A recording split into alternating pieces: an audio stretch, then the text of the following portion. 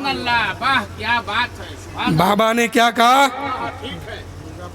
کہ جب تک وہ بابا، جب تک وہ گھر کا مالک اس کے ساتھ کھانا نہیں کھائیں گے تب تک وہ نہیں کھائیں گے۔ گھر والا بہانہ بناتا ہے، گھر والا کہنے لگا حضور آپ کھا لیجئے، وہ کہیں کام سے چلے گئے، لیکن بابا نے کہا نہیں، جب تک وہ آئے گا نہیں، جب تک دسترخوان پہ بیٹھ نہیں جائے گا تب تک میں کھاؤں گا نہیں۔ تو بی بی بولی ان کی کہ اے بابا، جن کے انتظار میں آپ بیٹھے ہیں اب وہ اس دنیا میں نہیں ہے، اب وہ اس دنیا میں نہیں ہے۔ کہنے لگے بابا کہ وہ کہاں ہے؟ کہا کہ وہ اس دنیا سے چل چکے ہیں، وہ مر چکے ہیں، ان کے جسم سے روح نکل چکی ہے، اب وہ زندہ نہیں ہے۔ بابا نے کہا لے چلو اس کے قریب مجھے۔ جب قریب لے کے گیا ہے، کیا دیکھتے ہیں کہ وہ انسان سویا ہوا ہے۔ اس بابا نے، اس مستان نے اس کے کان میں جا کے کہا ارے خود بلا کے خود سو رہا ہے، سب کو بلا کے خود سو رہا ہے، اٹھ، جب تک تو اٹھے گا نہیں تب تک میں کھانا نہیں کھاؤں گا۔ اتنا کہنا تھا، وہ بابا، وہ جو مرا ہوا آدمی ہے اٹھ کے کھڑے ہو جاتے ہیں اور ہنسنے لگتے ہیں، مسکرانے لگتے ہیں۔ اللہ، سبحان اللہ۔ بابا نے کہا کہ جب تک تم اٹھو گے نہیں، جب تک دسترخوان پہ بیٹھو گے نہیں تب تک میں نہیں کھاؤں گا۔ اتنا کہنا تھا کہ وہ بابا وہ مرا ہوا آدمی اٹھ کے کھڑا ہو جاتا ہے، مسکرانے لگتا ہے۔ اس کی بیوی جو ہے مستان کا قدم پکڑ لیتا ہے، مستان کا پیر پکڑ لیتی ہے اور کہتی ہے اے بابا یہ تو مر چکا تھا، ان کے جسم سے روح نکل چکی تھی، یہ مردہ ہو چکے تھے، آپ نے اس کے کان میں کیا کہا؟ آپ نے اس کے کان میں کیا کہا؟ کیا یہ زندہ ہو گئے؟ بتایا جائے، بتائیے کیا کہا؟ تو بابا نے کہا کہ اے بری، تو جس کو بابا کہتی ہے، جس کو تو فقیر سمجھتی ہے، وہ فقیر عام فقیر نہیں ہے، جن کے نام پر یہ لنگر لٹاتے ہیں، میں وہی عبد القادر جیلانی ہوں، میں وہی بڑے پیر ہوں، میں وہی غوث اعظم ہوں۔ اے ضعیفہ، تو جس کے نام پر آج کھانا کھلاتی ہے، میں وہی عبد القادر ہوں۔ میرے دل نے یہ گوارا نہیں کیا کہ میرے نام کا لنگر لٹایا یہ آج، اور آج یہ مر جائے اور یہ سو جائے۔ تو میرے دوست، عبد القادر اس شخص کا نام ہے، بڑے پیر اس کو کہتے ہیں کہ اگر کان میں پھونک دے تو مردہ زندہ ہو جائے، پیر سے ٹھوکر مار دے تو مردہ زندہ ہو جائے، کشتی میں ٹھوکر مار دے براتی زندہ ہو جائے۔ غوث پاک کوئی عام ہستی کا نام نہیں ہے، غوث پاک کو اللہ تعالیٰ نے بہت بڑی طاقت سے نوازا ہے۔ غوث پاک رضی اللہ تعالیٰ عنہ کی بارگاہ میں ایک مرتبہ ایک چور آیا تھا اور مرید ہونے کے لیے آیا۔ آج کوئی انسان خراب ہے تو اس کو سدھارنے کی کوشش کیا جائے، کیسے وہ سنبھلے گا، سدھرے گا؟ غوث پاک رضی اللہ تعالیٰ عنہ کی بارگاہ میں ایک چور آیا اور آ کے کہنے لگا حضور میں مرید ہونے آیا ہوں۔ غوث پاک فرماتے مرید ہو جاؤ۔ اس شخص نے کہا نہیں، ایسے نہیں، میری چند شرط ہے، پہلے اس کو آپ مان لیں گے تب میں آپ سے مرید ہوں گا۔ غوث پاک رضی اللہ تعالیٰ عنہ ارشاد فرماتے ہیں کہ بتا تیری شرط کیا ہے؟ اس نے کہا حضور میں چور ہوں، چور، میں آپ سے مرید ہونے آیا ہوں، لیکن مرید ہونے کے بعد بھی چوری کرنا میں نہیں چھوڑوں گا، اگر میری اس بات کو آپ مان لیں گے تو میں آپ سے مرید ہو جاؤں گا۔ غوث پاک فرماتے ہاں میں مانتا ہوں، تو چوری کرنا اور مرید ہو جاؤ مجھ سے۔ اس نے کہا نہیں حضور ایک بات اور ہے۔ غوث پاک نے فرمایا کیا؟ بولو۔ اس نے کہا کہ میں نماز کی پابند نہیں بنوں گا، میں نماز کی پابند نہیں کروں گا۔ غوث پاک نے فرمایا ٹھیک ہے یہ بھی کر لینا، لیکن میری بھی ایک شرط ہے، تمہیں بھی ماننا ہوگا۔ اس نے کہا حضور جب آپ نے شرط میری قبول کر لیا ہے کہ میں چوری بھی کروں گا، آپ روکیں گے نہیں، میں نماز کی پابند بھی نہیں بنوں گا، آپ روکیں گے نہیں، تو آپ کی شرط کیا ہے وہ بھی بتایا جائے، میں بھی ماننے کے لیے تیار ہوں۔ غوث پاک نے فرمایا کہ ٹھیک ہے، تم چوری بھی کرنا، نماز کی پابندی بھی مت بننا، لیکن جب جب نماز کا وقت ہو تم اذان کہہ دینا۔ غوث پاک کیا فرماتے ہیں کہ جب جب اذان کا وقت ہو تم اذان کہہ دینا، اذان پڑھ لینا۔ وہ شخص خوشی سے مرید ہو جاتا ہے اور دامن تھامتا ہے غوث پاک کا۔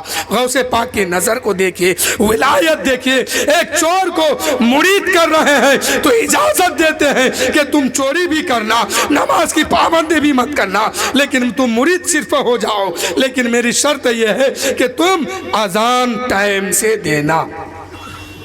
آج لوگ اذان دینے سے شرماتے ہیں، اذان دینے سے کتراتے ہیں، بھاگتے ہیں۔ ارے مسجد تو چھوڑو، گھر میں بچہ پیدا ہوتا ہے، اس کے کان میں اذان دیا جاتا ہے تو کس کو بلاتے ہیں؟ چاہے مسجد کے امام کو یا مسجد کے مؤذن کو۔ اب یہ امام یا مؤذن آنے میں تاخیر کیا ہے، 4-5 گھنٹہ گزر گیا، اس کے بعد یہ لوگ وہاں پہنچتے ہیں اور اللہ اکبر کی صدا بلند کرتے ہیں۔ تو میرے دوستو، یہ کان میں بچوں کی اذان کیوں دیا جاتا ہے؟ بچوں کے کان میں اذان کیوں پڑھا جاتا ہے؟ تاکہ جب بچہ پیدا ہوا سب سے پہلے اس کے کان میں اللہ کی آواز سنا دو، اس کے کان میں رب کی حمد و ثنا سنا دو، اس کے کان میں رب کی تعریف سنا دو۔ تو میرے دوستو، جب بچہ پیدا ہوتا ہے شیطان فوراً حاضر ہوتا ہے، رب کی اذان سنانے سے پہلے وہ حاضر ہوتا ہے۔ اگر آپ تاخیر کریں گے تو شیطان اپنی بولی سنا دے گا، اپنی کہانی سنا دے گا۔ اس لیے حضور فرماتے ہیں کہ کان میں پہلے اذان دو شیطان کو پہنچنے سے پہلے۔ اب مجھے بتاؤ، مؤذن صاحب گئے ہیں، امام صاحب گئے ہیں، 5 گھنٹہ گزرا ہے، 5 گھنٹے میں شیطان نہ جانے اس کو کیا کیا پڑھا چکا ہوگا، شیطان کیا کیا پڑھا چکا ہوگا۔ اس لیے بچہ پیدا ہو فوراً اس کے کان میں اذان کہو، اللہ کی تعریف سناؤ، اللہ کا حمد سناؤ، اللہ کا ذکر سناؤ اور کہو اللہ اکبر، اللہ اکبر، اشہد ان لا الہ الا اللہ واشہد ان محمدن عبدہ ورسولہ۔ تو میرے دوستو، اگر تاخیر کرو گے وہ یہ نہیں دیکھے گا کہ مؤذن کو بلانے گیا ہے، اور شیطان یہ بھی نہیں سوچے گا کہ امام کو بلانے گیا ہے، ہم ذرا رک جاتے ہیں، وہ آئے گا اور سنائے گا۔ نہیں، اس سے پہلے جو ہے شیطان پہنچ جاتا ہے۔ آپ تاخیر کریں گے شیطان اپنی بولی سنا دے گا۔ اس لیے شرمانے کی ضرورت نہیں ہے، جب بھی بچہ پیدا ہو اس کے کان میں اللہ کی تعریف سنا دو تاکہ شیطان اپنی بولی نہ سنا سکے۔ غوث پاک کی بارگاہ میں اذان دیجئے گا نا؟ ارے کسی کو آپ بلائیں گے، بچہ پیدا ہوگا اذان دینے کے لیے، تو کیا وہ دل سے دے گا؟ دل سے دے گا؟ ایک بچے کا باپ اور ایک مسجد کا امام، دونوں کی اذان میں فرق ہے، دونوں میں بہت بڑا فرق ہے، اس کو سمجھیے۔ جتنا آپ دل سے دیں گے وہ تو آپ کا وعدہ نبھانے کے لیے آیا ہے، لیکن آپ دیں گے تو دل سے دیں گے۔ ہو سکتا ہے اگر وہ اذان رب کی بارگاہ میں قبول ہو گئی اور اس کے بعد آپ جب دعا مانگیں گے، اے مولا میرا بیٹا پیدا ہوا ہے، میری بیٹی پیدا ہوئی ہے، میں نے تیری اذان کو، تیری تعریف کو، تیرے حمد ثنا کو پہلے اس کے کان میں پہنچایا ہے، اے مولا جب یہ بڑا ہو جائے تو صراط مستقیم پہ سے چلا، جب یہ بڑا ہو جائے تو تو اپنا عاشق اور اپنے محبوب کا دیوانہ بنا اور اس کی زندگی کو قبول فرما، اس کی زندگی پر آنے والے آفات کو دور فرما۔ آپ جب کریں گے تب نہ دعا قبول ہوگی۔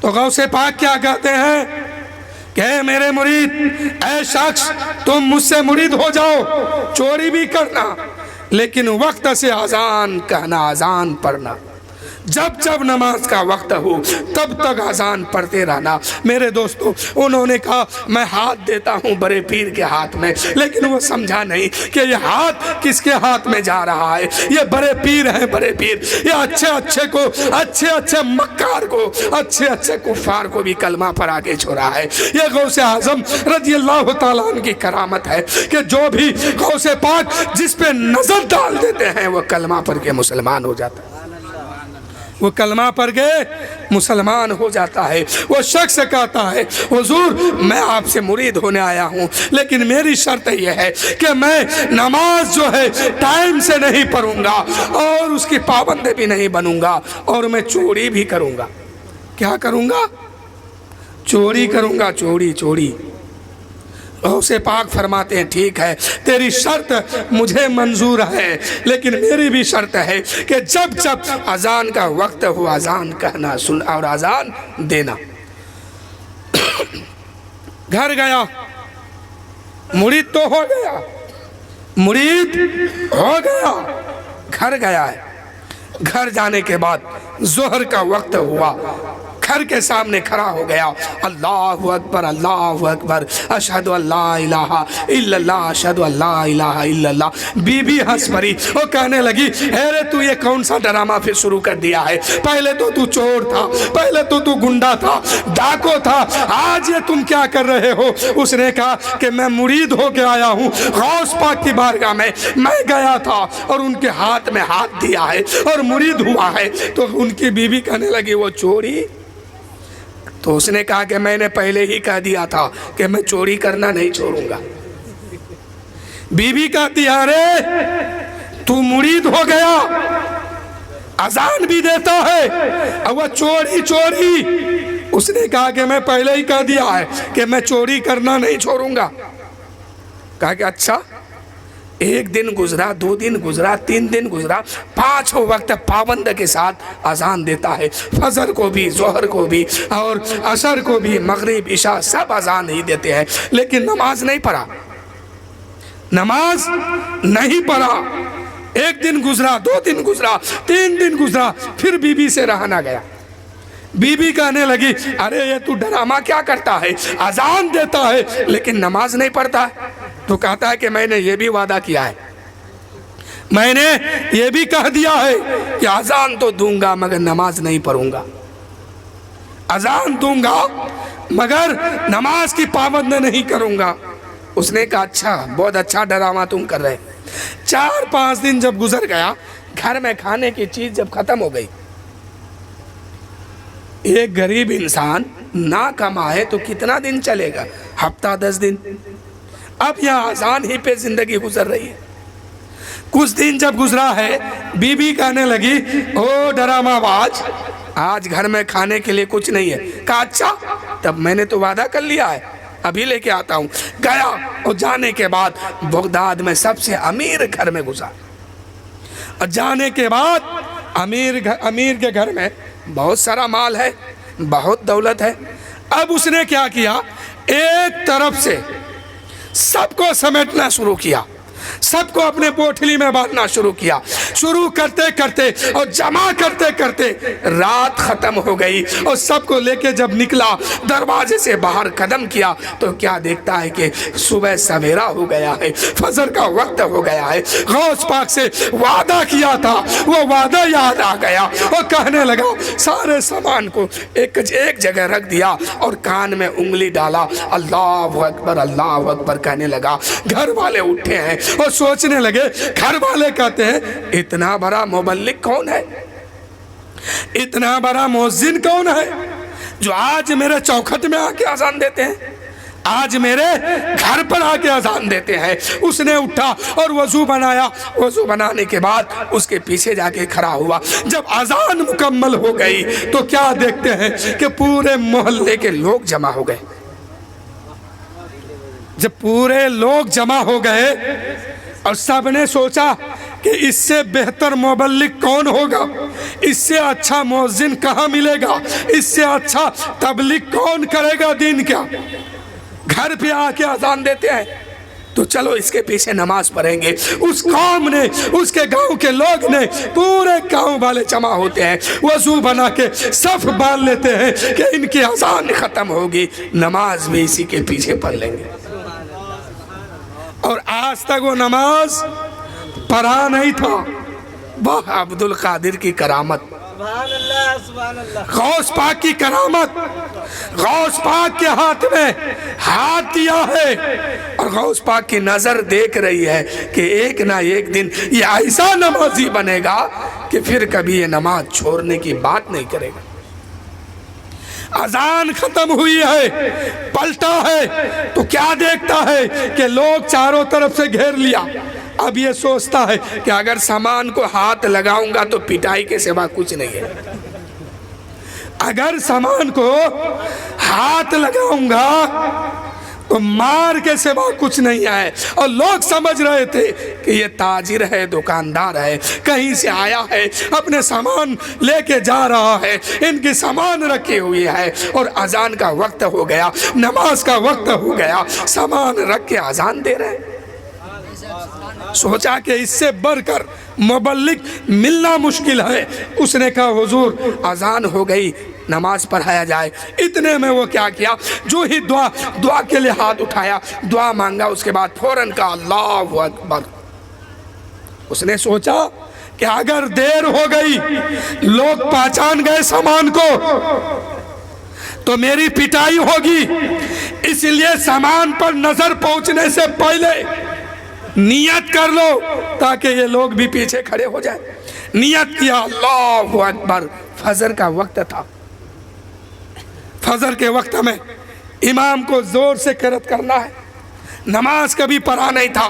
بغل میں مسجد تھی، امام صاحب کی نماز سن رہے تھے، دیکھ رہے تھے. غوث پاک کی ادھر سے توجہ ہو گئی، اس کے زبان سے الحمدللہ رب العالمین نکلا اور 2 رکعت نماز ادا کیا ہے. ادا کرنے کے بعد رب کی بارگاہ میں ہاتھ اٹھاتے ہیں اور عرض کرتے ہیں اے پروردگار، آج تیری بارگاہ میں 2 رکعت نماز فجر پڑھا ہے تو آدھی دنیا جو ہے، میرے بستی کے لوگ جو ہے میرے پیچھے کھڑے ہو گئے ہیں. اے پروردگار، اگر 5 وقتہ پڑھوں گا تو پوری کائنات میرے پیچھے ہو جائے.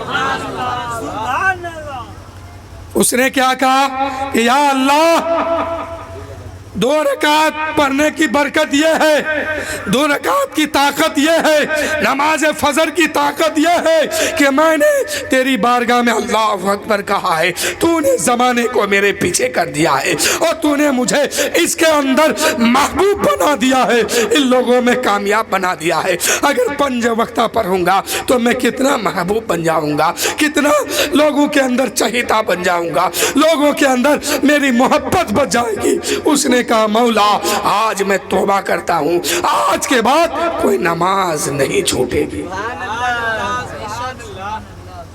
غوث پاک کی بارگاہ میں جب وہ آیا تھا، آنے کے بعد کہا کہ حضور مجھے مرید کیجئے، میں چور ہوں لیکن چوری کرنا نہیں چھوڑوں گا. تو غوث پاک نے فرمایا ٹھیک ہے، کر بیٹا، ایک دن خود پھنس جائے گا. اور کیا بھی تو ایسا پھنسا کہ نمازی نہیں، امام بن کے چمکا. دنیا کی نظروں میں ایسے محبوب ہو گئے کہ لوگوں نے اس کو امام بنا دیا. کہاں چوری کہاں چور، لوگوں نے امام بنا کے رکھا. تو میرے دوستو، یہ غوث پاک کی کرامت ہے.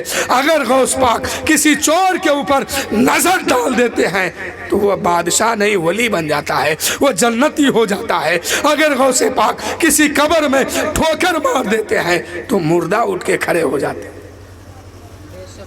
تو میرے دوستو، آج جو محفل سجائے ہیں، غوث الورا کی محفل جو بھی سجا رہے ہیں، دراصل وہ حقیقت میں اپنے آخرت کو سنوار رہے ہیں، اپنے آخرت کو سنوار رہے ہیں. اور غوث پاک کی نظر ہم پر پڑے گی، آپ پر ہوگی اور توجہ فرما دیں گے تو انشاءاللہ یہاں بھی کامیاب، وہاں بھی کامیاب رہیں گے. یہاں بھی مشکلوں سے آسان اور وہاں بھی مشکلوں سے آسان. اور غوث پاک فرماتے ہیں کہ میری نظر تو ایسی نظر ہے کہ میں یہاں ہوں دیکھتا ہوں لوح محفوظ پر, میں یہاں ہوں دیکھتا ہوں لوح محفوظ پر کہ کس کا نام جنتی لسٹ میں ہے اور کس کا نام جہنمی لسٹ میں ہے. غوث پاک رضی اللہ تعالیٰ عنہ کی بارگاہ میں ایک شخص آیا اور آ کے کہنے لگا حضور میں آپ کے ہاتھ میں ہاتھ دینا چاہتا ہوں اور مرید ہونا چاہتا ہوں اور توبہ کرنا چاہتا ہوں, آپ دعا کیجئے کہ میری توبہ قبول ہو جائے اور مجھے پکا سچا مسلمان بنا دیجئے, لیکن میری ایک شرط ہے. شرط پہ سنیے, جب بات آ گئی ہے شرطوں کی تو شرط پہ سنیے. غوث پاک کی بارگاہ میں آیا, کہا کہ حضور مجھے مرید کر لیجئے اور میری ایک بات آپ کے سامنے ہے اسے مان لیجئے. اس نے کہا کیا بات ہے؟ غوث پاک فرماتے ہیں کیا بات ہے؟ تو اس نے کہا حضور میں بہت بڑا شرابی ہوں. نظر جھکایا اور زبان سے کہا حضور میں بہت بڑا شرابی ہوں, میں شراب کے بغیر رہ نہیں پاؤں گا میرے آقا, مجھے شراب پینے کی اجازت دی جائے, باقی میں سب کام کرنے کے لیے تیار ہوں. غوث پاک نے فرمایا اے شخص اگر میں تمہیں کہوں کہ نماز پڑھو تو پڑھو گے؟ اس نے کہا حضور پابند کے ساتھ میں نماز پڑھوں گا. اس نے کہا, غوث پاک فرماتے ہیں اے شخص اگر میں کہوں کہ تم شراب پینا لیکن میرے سامنے نہیں پینا تو کیا تم مانو گے؟ اس نے کہا حضور آپ کے سامنے میں ایک شرابی ہوں, میں شرابی ہوں لیکن آپ کے سامنے کبھی نہیں پیوں گا میرے آقا, مجھے پینے کی اجازت دی جائے. غوث پاک نے فرمایا کہ ٹھیک ہے تم پینا لیکن کبھی میرے سامنے مت پینا. اس نے کہا واہ اجازت تو مل گئی ہے, موقع مل گیا ہے, چلو مرید ہو جاتے ہیں. غوث پاک کے ہاتھ میں ہاتھ دیا اور مرید ہوا ہے, اور مرید ہونے کے بعد گھر گیا ہے, اپنے محلے اپنے سماج میں گیا تو لوگوں نے کیا دیکھا کہ یہ جو شرابی تھا محلے میں آج سے نمازی ہو گیا ہے. 5 وقتہ نماز مسجد میں جماعت کے ساتھ ادا کر رہا ہے. ایک حدیث سن لیجئے, بات آ گئی تو حدیث سنیے. آقا کریم صلی اللہ علیہ وسلم ارشاد فرماتے ہیں کہ اکیلے نماز پڑھنے سے بہتر نماز جماعت سے پڑھنے سے تم کو کئی گنا ثواب ملے گا, نیکیاں ملے گی. اسی حدیث میں آقا فرماتے ہیں کہ جو لوگ مسجد کے بغل میں ہو اور وہ لوگ مسجد میں نماز پڑھنے نہیں آتے ہیں تو جی چاہتا ہے کہ ان کے گھر کو آگ لگا دوں. یہ کون کہتے ہیں؟ یہ کسی کی زبان نہیں ہے, یہ آقا کائنات کی زبان ہے, نبیوں کے سردار کی زبان ہے. میرے نبی فرماتے ہیں کہ اے لوگوں جی یہی چاہتا ہے کہ جو لوگ مسجد کے بغل میں رہ کر کے نماز ادا نہیں کرتا ہے ان کے گھر کو آگ لگا دو, جلا دو. تو نماز پڑھیے گا نا, نماز کے بغیر جنت مل نہیں سکتا ہے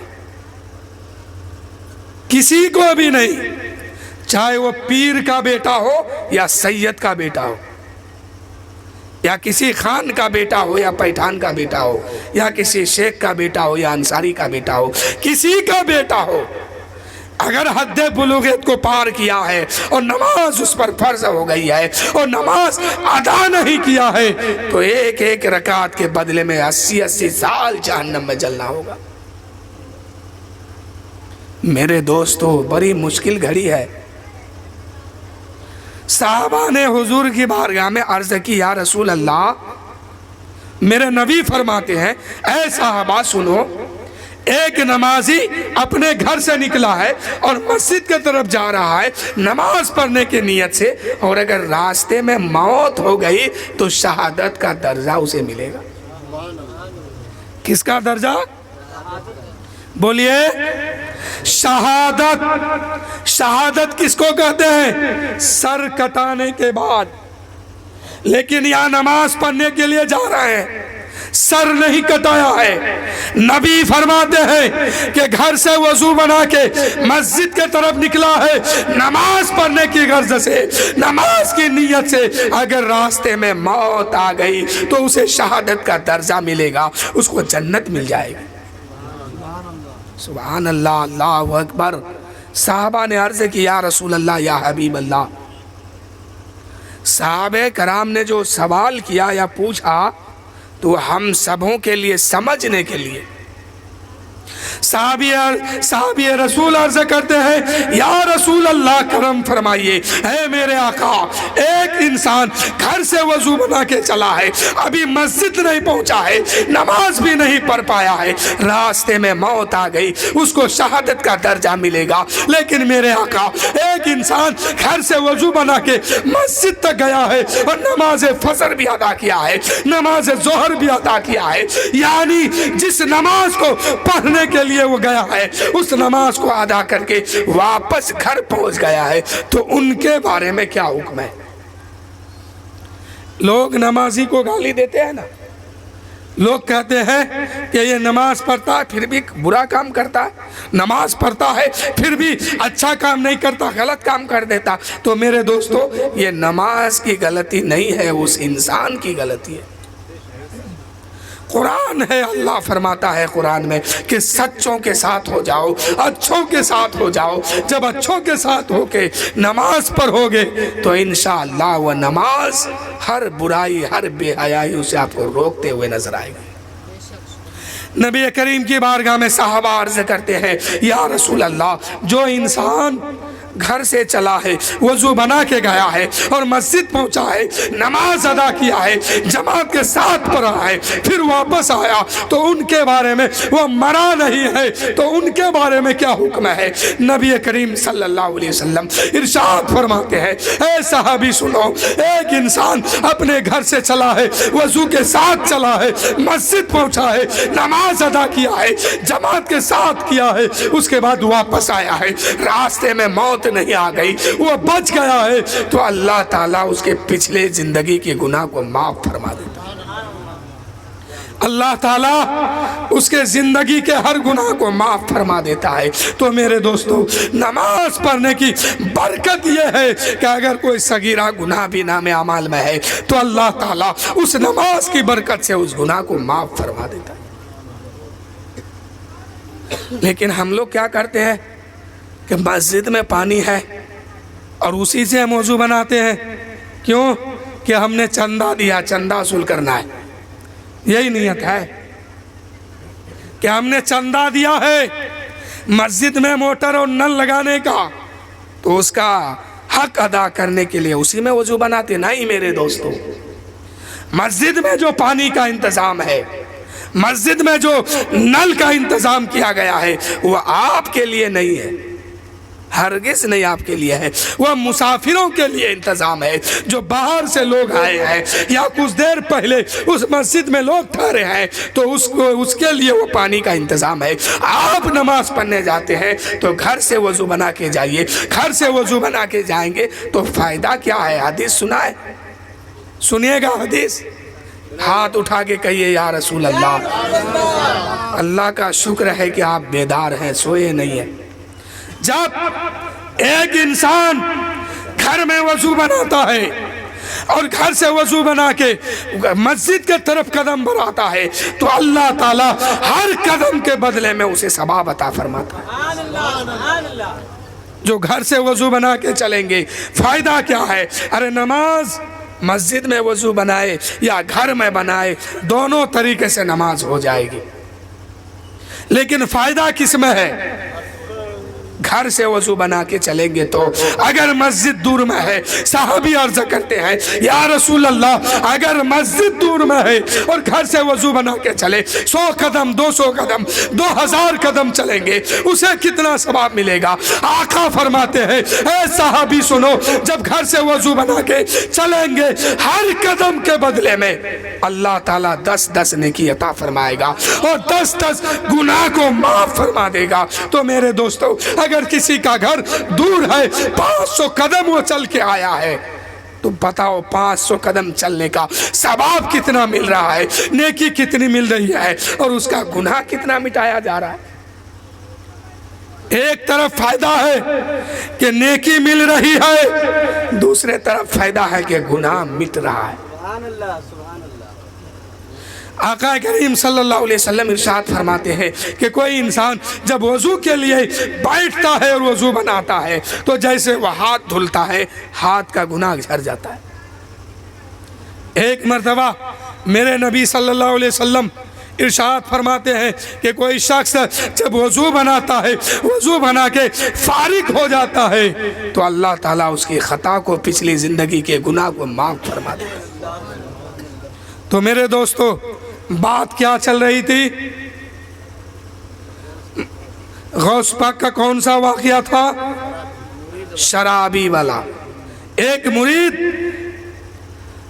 मुरीद शराबी था और आके कहने लगा, हुजूर मैं मुरीद होने आया हूँ, मुझे आप मुरीद कर लीजिए और मुझे अपने सिलसिले में कबूल कर लीजिए, लेकिन हुजूर मुझे शराब पीने की इजाज़त दीजिए। गौस पाक फरमाते हैं, हाँ तुझे इजाज़त मिलेगी, इजाज़त मिलेगी, लेकिन मेरी तरफ से भी एक शर्त है। उसने कहा, हुजूर फरमाया जाए। वो शर्त क्या है? गौस पाक फरमाते हैं, ऐ लोगों सुनो, ऐ शख्स सुनो, तुम शराब पीना लेकिन मेरे सामने कभी मत पीना।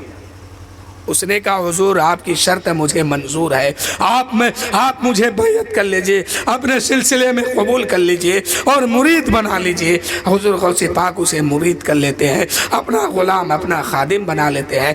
अब वो शख्स घर गया है, मस्जिद में पहुंचा है। अगर एक शराबी अगर आपके मस्जिद में 5 वक्त नमाज पढ़े तो आपको हैरत होगी कि नहीं? उसी तरीके से वो शराबी जब अपने कबीले के मस्जिद में पहुंचा, अपने समाज के मस्जिद में पहुंचा, तो लोग हैरान हो गए कि ये शराबी है, नमाज पढ़ने आया। अब क्या देखता है कि एक दिन गुजरा, 2 दिन गुजरा, 5 वक्त नमाज अजान से पहले पहुंचता है और जमात के साथ पढ़ता है।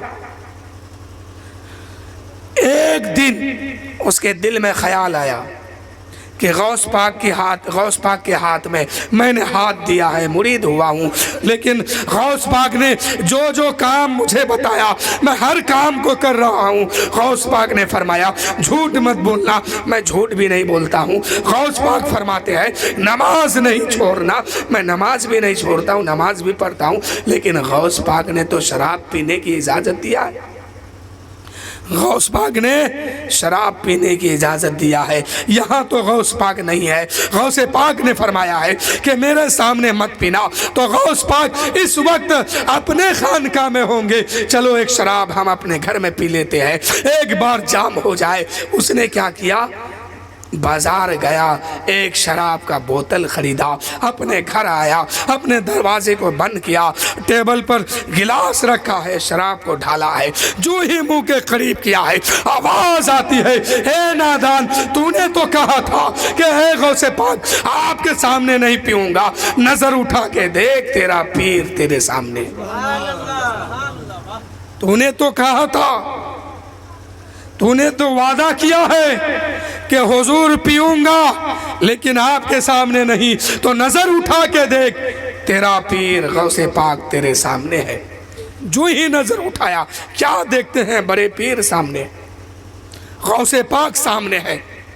उसने तौबा तौबा किया, गिलास फेंका और कहा, हुजूर मुझसे गलती हो गई, मैंने तो वादा किया था कि आपके सामने नहीं पीऊंगा। ऐ मेरे गौसे पाक, आज के बाद मैं कभी शराब नहीं पीऊंगा, कभी हाथ नहीं लगाऊंगा। फिर वो नमाजी बन गया। कुछ दिन नमाज पढ़ा, कुछ दिन रहा, कुछ दिन गुजरा, फिर दिल ने कहा, दिल में ख्याल आया, शैतान ने वसवसा डाला और कहा कि अरे गौसे पाक ने तो इजाज़त दिया है, गौसे पाक ने तो फरमाया है कि पीना मगर मेरे सामने मत पीना। تو اب اس دن جو میں نے شراب لایا تھا تو وہ دن کے اجالے میں لایا تھا، کوئی دیکھ لیا ہوگا اور غوث پاک کو کوئی خبر کر دیا ہوگا، اس لیے غوث پاک آ گئے تھے۔ آج میں رات کے اندھیرے میں چھپا کے لاؤں گا۔ آدھی رات گزر جاتی ہے، دروازہ کھولتا ہے، کیا دیکھتے ہیں کہ محلے کے ہر دروازہ بند ہے، سارے لوگ سو چکے ہیں۔ اپنے محلے سے باہر نکلتا ہے اور ایک شراب کی دکان میں جاتا ہے، اس دکان میں شراب خریدا ہے، اس کو چھپا کے گھر لایا ہے اور گلاس میں ڈالا ہے، اپنے منہ کے قریب کیا ہے۔ آواز آتی ہے، اے نادان نظر اٹھا کے دیکھ، عبد القادر تیرے سامنے، نظر اٹھا کے دیکھ، تیرا پیر تیرے سامنے ہے، تیرا پیر تیرے سامنے ہے۔ جو ہی نظر اٹھایا تو کیا دیکھا کہ غوث پاک سامنے ہے۔ اس نے پھر گلاس کو پھینکا، شراب کو پھینکا، وعدہ کیا حضور آج کے بعد کبھی ہاتھ نہیں لگاؤں گا۔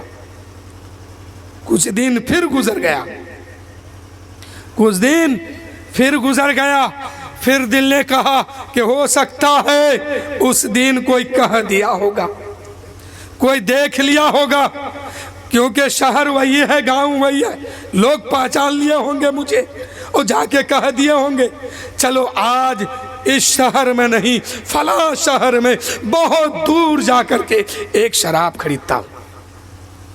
کچھ دن گزرا تو کیا کیا اس نے؟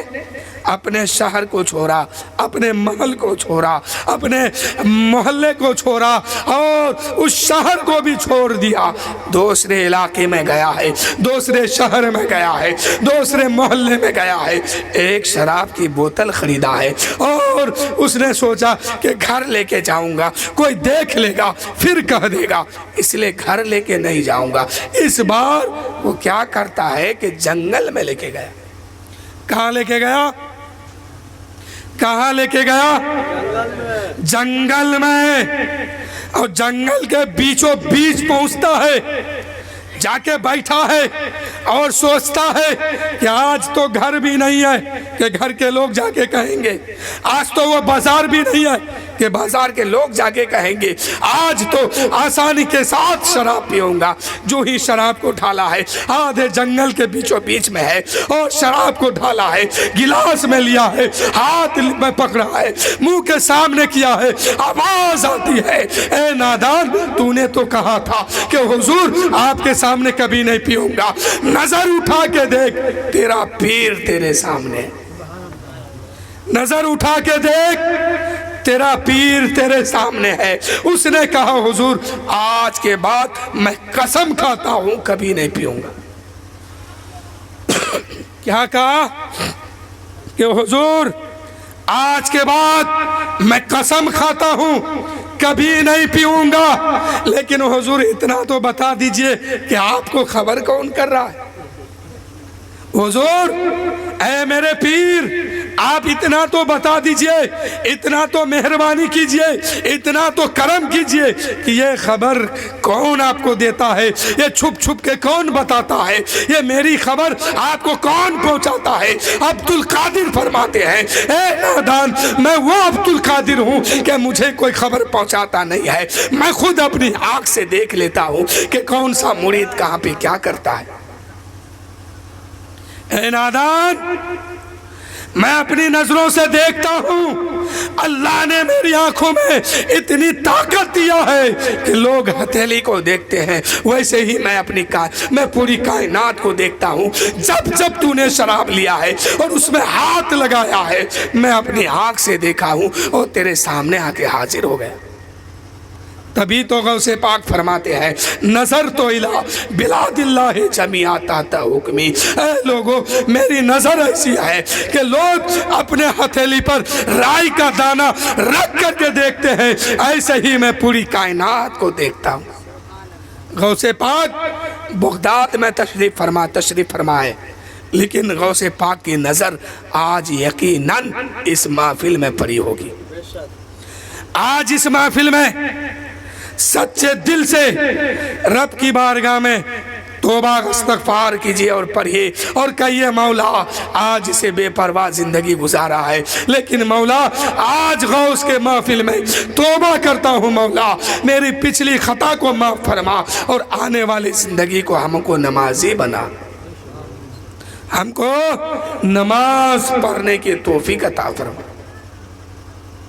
میرے دوستو، نماز کے بغیر کوئی معاملہ حل ہونے والا نہیں ہے۔ اگر نماز مکمل نہیں ہوگی تو ہر جگہ آپ پھنستے جائیں گے، اس لیے نماز پڑھنے کی ضرورت ہے۔ نبی نے فرمایا ہے کہ تم نماز ادا کرو جنت ملے گی۔ آقا کریم صلی اللہ علیہ وسلم معراج میں گئے تھے، رب کا دیدار کیا، تو وہ نبیوں کی معراج ہے، لیکن مومنوں کی معراج کیا ہے جانتے ہیں؟ پیچھے والے لوگ، آپ کی معراج کیا ہے؟ نماز ہے، نماز نماز۔ آپ کی، ہم کی، امت کی معراج نماز ہے، نماز۔ نماز پڑھیں گے آپ کا مقدر اعلیٰ ہو جائے گا، آپ کا تقدیر چمکنے لگے گا، تقدیر کا ستارہ بلند ہوگا۔ جب اس دنیا میں رہیں گے لوگ عزت کی نظر سے یہاں بھی دیکھیں گے، اور اس دنیا سے چلے جائیں گے تو اللہ تعالیٰ وہاں جنت عطا فرما دے گا۔ میرے دوستو، جب لوگ جنتی جنت میں پہنچ جائیں گے اور جہنمی جہنم میں پہنچیں گے تو جنتی سوال کریں گے، ما سالککم فی سقر، اے جہنمی تم کو جہنم میں کس چیز نے ڈالا ہے؟ کس چیز کی وجہ سے تم جہنم میں جل رہے ہو؟ تو وہ جہنمی کہے گا کہ اے جنتیوں، میں دنیا میں نمازی نہیں تھا اس لیے جہنم میں جل رہا ہوں، میرا اعمال مجھے جہنم میں ڈال دیا۔ اے نمازیوں، رب کا شکر ادا کرو کہ اللہ نے آپ کو توفیق دیا ہے، آپ نماز پڑھتے ہیں۔ پوچھو ان بے نمازیوں سے، جب جہنم میں وہ جلائے جائیں گے تو ایک جنتی اسے کہیں گے، اے نادان تو کس وجہ سے جہنم میں جل رہا ہے؟ تو وہ کہیں گے، وہ جہنمی کہے گا، وہ دوزخی کہے گا کہ مجھے میرا اعمال نے جہنم میں ڈال دیا ہے، میں دنیا میں نمازی نہیں تھا اس لیے جہنم میں جل رہا ہوں۔ بغیر نماز کا کوئی سنوائی نہیں ہے۔ لوگ سوچتے ہیں، سمجھتے ہیں کہ ابھی ہم جوان ہیں، ابھی ہم جوان ہیں، بڑھاپا آئے گا نماز بھی پڑھیں گے، کتاب بھی پڑھیں گے، درود بھی پڑھیں گے، کلمہ بھی پڑھیں گے، وظائف بھی پڑھیں گے۔ تو ہے میرے دوستو، بڑھاپے میں نماز شروع کرو گے، کلمہ درود پڑھو گے، اور بڑھاپا سے پہلے جو جوانی گزری ہے اس کا جواب کون دے گا؟ ایسا تو نہیں ہے کہ بڑھاپے میں لوگ مسجد پکڑا، نمازی بن گیا، متقی بن گیا، پرہیزگار بن گیا اور جنت مل گئی۔ نہیں، ہرگز نہیں۔ جب سے حد بلوغیت کو ایک بچہ پار کرتا ہے، اس دن سے لے کر کے موت کی آخری شام تک اس میں نماز فرض ہوئی ہے۔